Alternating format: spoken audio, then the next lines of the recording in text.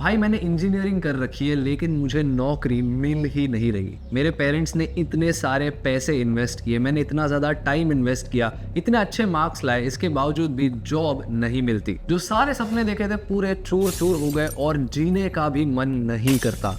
मजाक नहीं कर रहा हूँ, ऐसा लिटरली वर्ड फॉर वर्ड एक डीएम मुझे आया था इंस्टाग्राम पे and it broke my heart. इस लड़के ने एक प्राइवेट यूनिवर्सिटी से इंजीनियरिंग की थी, उसके काफ़ी अच्छे नंबर भी आए थे, लेकिन इसके बावजूद भी पिछले 1.5 साल से उसे नौकरी मिल ही नहीं रही थी। और न जाने इसके जैसे और कितने लोग हैं। अगर आपके दिमाग में ये विचार आया है तो आज कुछ शॉकिंग बता देता हूँ जो आपको भी एक बड़ा सवाल पूछने पर मजबूर करेगा, और वो ये है कि इज इंजीनियरिंग डेड?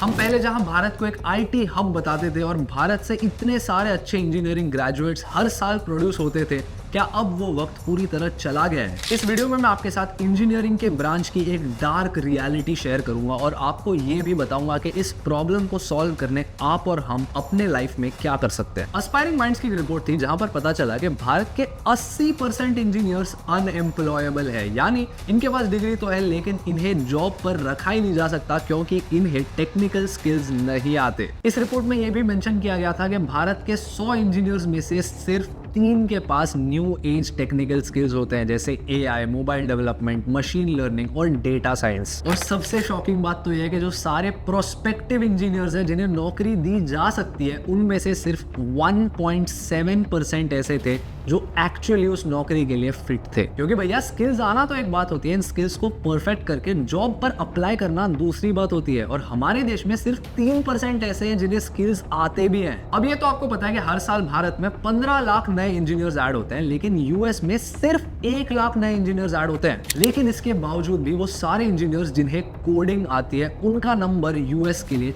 4 गुना ज्यादा है भारत से। भारत में 3,500 से भी ज्यादा इंजीनियरिंग कॉलेजेस हैं, जिसमें से हर साल 15 लाख ग्रेजुएट्स प्रोड्यूस होते हैं। लेकिन आज भारत का अनएम्प्लॉयमेंट रेट 9.2% है। ये पहले 7% था, यहाँ से ये बढ़ चुका है। इनफैक्ट अगर आप फीमेल अनएम्प्लॉयमेंट की तरफ देखें तो वो डबल है एट 18%। इंडियन एक्सप्रेस ने रिपोर्ट किया कि जो सारे इंजीनियरिंग ग्रेजुएट्स भारत में प्रोड्यूस होते हैं, उनमें से 60% तो एक इंटर्नशिप तक नहीं कर पाते अपनी इंजीनियरिंग डिग्री के दौरान या उसके बाद। आपको पता है सबसे बड़ी प्रॉब्लम क्या है? अगर एक इंजीनियरिंग ग्रेजुएट को आज नौकरी करनी है तो उसे लगेगा प्री रिक्विजिट वर्क एक्सपीरियंस, और वो भी ऐसा नहीं कि 6 महीने की इंटर्नशिप कर ली, मिल गया वर्क एक्सपीरियंस।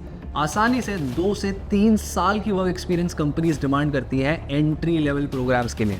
लेकिन ऐसा क्यों? मतलब देखिए, कंपनीज तो पागल है नहीं, उन्हें पता है कि वर्क एक्सपीरियंस लेने के लिए करना पड़ता है पहले वर्क। अगर ये वर्क ही कर नहीं पाते तो एक्सपीरियंस कहां से लाएंगे? आपको ना एक कड़वा सच बता देता हूं, सब कहते हैं कि जॉब्स नहीं है, ये बिल्कुल गलत है। बहुत सारी जॉब्स अवेलेबल है लेकिन कैंडिडेट्स एम्प्लॉयबल नहीं है। वो इसलिए होता है क्योंकि कंपनीज चाहती है कि कैंडिडेट के पास टेक्निकल स्किल्स हो, और टेक्निकल स्किल्स आपको तब मिलती है जब आप ऑन ग्राउंड एक्चुअली काम करते हो। लेकिन कॉलेजेस में क्या होता है? कॉलेजेस में पढ़ाई जाती है थियोरी, वहां आपको दिए जाते हैं फॉर्मूले, वहां आपसे बताया जाता है कि आपको भरना है जर्नल और उसे सबमिट करना है प्रैक्टिकल के दिन पे। आपको प्रोफेसर टॉर्चर करते हैं कि अगर आपकी अटेंडेंस 75% के ऊपर नहीं रही तो आपको एग्जाम देने नहीं देंगे। आज भी कितने सारे टेक्स्ट बुक्स में कुछ एब्रिविएशंस के लॉन्ग फॉर्म दिए जाते हैं और एग्जाम में ये पूछे जाते हैं। तो कॉलेज जो है वो अपने स्टूडेंट को ढंग से ट्रेन नहीं कर पा रहा। कंपनी जो है वो उस ट्रेनिंग के लिए पे नहीं करना चाहती और टाइम वेस्ट नहीं करना चाहती। कंपनी चाहती है कि हमें एकदम तैयार कैंडिडेट मिल जाए। लेकिन यहाँ पर ये बड़ा सवाल आता है ना कि भैया कॉलेज जो है वो ट्रेन क्यों नहीं कर रहा? मतलब देखिए, इतने सारे प्राइवेट कॉलेजेस हैं जो हर साल करोड़ों रुपए खर्च करते हैं, तो वो अपने स्टूडेंट्स को इफेक्टिवली ट्रेन क्यों नहीं कर पा रहे? इसके पीछे का जवाब आपको मिलेगा 2 जगहों पर। सबसे पहला करप्शन और दूसरा बिजनेस। यहाँ पर आपको मेरे कॉलेज की एक स्टोरी बताता हूँ। यहाँ पर साइकोलॉजी की जो डिग्री थी ना, वहां पर बहुत ज्यादा कॉम्पिटिशन थी क्योंकि डिपार्टमेंट बहुत छोटी थी और हर साल मात्र 25 से 30 सीट होती थी। तो नेचुरली वो सारे बच्चे जिनका जीपीए 9.5 के नीचे था, ये तो कॉम्पिटिशन में भी नहीं थे।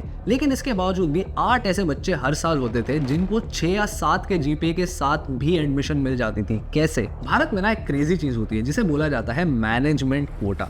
यहाँ पर कुछ ऐसे बच्चों को एडमिशन दी जाती है जिनके माँ बाप कॉलेज की मैनेजमेंट को एक बड़ा डोनेशन देने राजी हो जाए। तो अब उस टाइम पे साइकोलॉजी के उस कोर्स की 1 साल की फी होती थी 50,000 रुपए, लेकिन ये 8 बच्चे देते थे 4 लाख रुपए। आप ये सुनकर हैरान हो जाओगे कि भारत का हर एक प्राइवेट इंस्टीट्यूट ऐसा एक मैनेजमेंट कोटा रखता है जहां पर कॉलेज जो होता है वो अपने बिजनेस ऑब्जेक्टिव्स को बढ़ाने की सोचता है और वहाँ पर एजुकेशन जो इम्पार्ट किया जा रहा है, अपस्किलिंग हो रही है या नहीं, इन सारे एस्पेक्ट्स को भूल जाता है। अब एक और चीज़ बता देता हूँ, ये वीडियो मैं इसलिए बना रहा हूँ क्योंकि एक बंदे ने मुझे डीएम किया ये कहकर के भैया इंजीनियरिंग आज के ज़माने में वर्थ है या नहीं। और ऐसे ही आप जो सारे वीडियोस रिक्वेस्ट करते हो वो मैं इस चैनल पर बनाता रहता हूँ, इसलिए आपके दिमाग में जो भी टॉपिक्स हो बिंदास उन्हें कमेंट्स में डालो, I will make it happen. आपने चीज़ नोटिस की होगी कि मेडिकल स्कूल के जो स्टूडेंट्स होते हैं ना, वो अपने एजुकेशन के दौरान एक हॉस्पिटल में काम करते हैं, जहाँ पर उनके जो प्रोफेसर होते हैं यानी सारे सर्जन और सारे बड़े डॉक्टर्स ये उन्हें ऑन फील्ड ट्रेनिंग देते हैं। मतलब जैसे ही उनकी पढ़ाई खत्म होती है उनको थियोरेटिकल नॉलेज तो होती ही है, लेकिन ऑन फील्ड एक्सपीरियंस भी मिलता है। आप ही सोचकर बताइए कि भारत में ऐसे कितने इंजीनियरिंग कॉलेजेस हैं जो एक प्रैक्टिकल ऑन फील्ड एक्सपीरियंस अपने स्टूडेंट्स को दे पाते हैं। अब एक कॉलेज सही से एजुकेशन इम्पार्ट कर रहा है या नहीं, ये देखती है दो बॉडीज जिनका नाम है यूनिवर्सिटी ग्रांट्स कमीशन और AICTE यानी all India council of technical education. इनका काम होता है ये देखना कि जो हायर एजुकेशन देने वाली बॉडीज है ये सही स्टैंडर्ड्स मेंटेन कर रहे हैं या नहीं उनके एजुकेशन के लिए। लेकिन अब प्रॉब्लम ये आ जाता है कि ये दोनों बॉडीज अपना काम करते ही नहीं। वो इसलिए क्योंकि बहुत सारे जो प्राइवेट कॉलेजेस होते हैं वो या तो बहुत ही पावरफुल बिजनेसमैन या फिर पॉलिटिशियंस ओन करते हैं, और वो इनको प्योरली एक कैश काउ की तरह देखते हैं। वो चाहते हैं कि हम फीस से, डोनेशन से मैक्सिमम पैसा कमा लें, और कॉलेज के अंदर क्या हो रहा है किसे फर्क पड़ता है। और इससे भारत के इंजीनियर्स के लिए 3 बड़ी प्रॉब्लम्स होती है। सबसे पहला, वो IIT जैसे प्रेस्टिजियस इंस्टीट्यूट्स के स्टूडेंट्स के साथ कंपीट ही नहीं कर पाते, क्योंकि IIT के अलावा जो बाकी सारे इंस्टीट्यूशंस है वो सब पार है। यानी हम जो कहते हैं ना एजुकेशन ये सबके लिए होना चाहिए, वो सबके लिए नहीं होता, वो इनएक्सेसिबल होता जाता है। दूसरा, इस करप्शन की वजह से कई सारे हाई पोटेंशियल वाले स्टूडेंट्स अपना करियर वेस्ट कर देते हैं। और तीसरा, एजुकेशन को एक प्रॉफिट हंग्री बिजनेस ना कि एक सस्टेनेबल बिजनेस की तरह रन करने की वजह से आता है तड़ी पार एजुकेशन इन्फ्लेशन।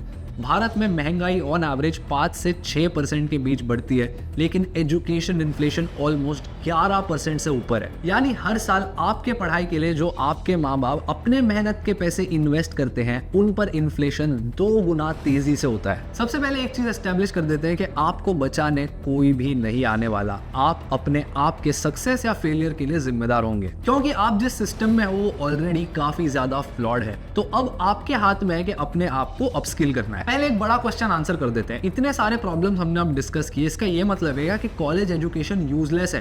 बिल्कुल भी नहीं। अगर आप सोच रहे हो कि कॉलेज जाना ही नहीं है या फिर ड्रॉप आउट करना है तो प्लीज ये गलती मत करना। You require a college education. Instagram और यूट्यूब के क्रिएटर्स की बिल्कुल मत सुनना, ये 1 in a million केस होता है, और इनके केस में बहुत ज्यादा पैसे कमाने के बाद ड्रॉप आउट कर गए। आज के जमाने में आपकी कॉलेज डिग्री आपके लिए यूजलेस है, लेकिन इसके बिना आपके जो चांसेस होते हैं जॉब पाने के वो और भी कम हो जाते हैं। मैक्सिमम सारे जॉब ओपनिंग्स जो होते हैं वहां पर एप्लीकेंट ट्रैकिंग सिस्टम आपके रेज्यूमे को फिल्टर करता है। एक इंसान आपके रेज्यूमे को देख भी नहीं रहा, अगर वो देखता है कि वहां डिग्री नहीं है आप पहले ही रिजेक्ट हो जाते हो। एक डिग्री जो होती है वो आपके लिए एक फुट इन द डोर की तरह काम करती है, यानी ये आपको शॉर्ट लिस्ट होने में, नोटिस होने हेल्प करेगी, और एट बेस्ट आपको आउटराइट रिजेक्शन से तो बचा लेगी। लेकिन आपके लाइफ में जो इनकम होगी वो प्योरली स्किल्स के थ्रू ही आएगी। आपको ये फाइंड आउट करना है कि आपको किस फील्ड में इंटरेस्ट है, और उस फील्ड में जो सारे हाई डिमांड स्किल्स होते हैं इन्हें सीखना है। आज के जमाने में जो सारे टेक्निकल स्किल्स होते हैं जो आपको जॉब के दौरान ऑन फील्ड लगते हैं, ये आप इजीली या तो फ्री में या एक नॉमिनल कॉस्ट पर ऑनलाइन सीख सकते हो। इसी के साथ अपने चांसेस को इंप्रूव करने कॉलेज के समय या फिर उसके बाद अलग अलग कोर्सेज या डिप्लोमाज में भी इन्वेस्ट करना। और इसके साथ एक और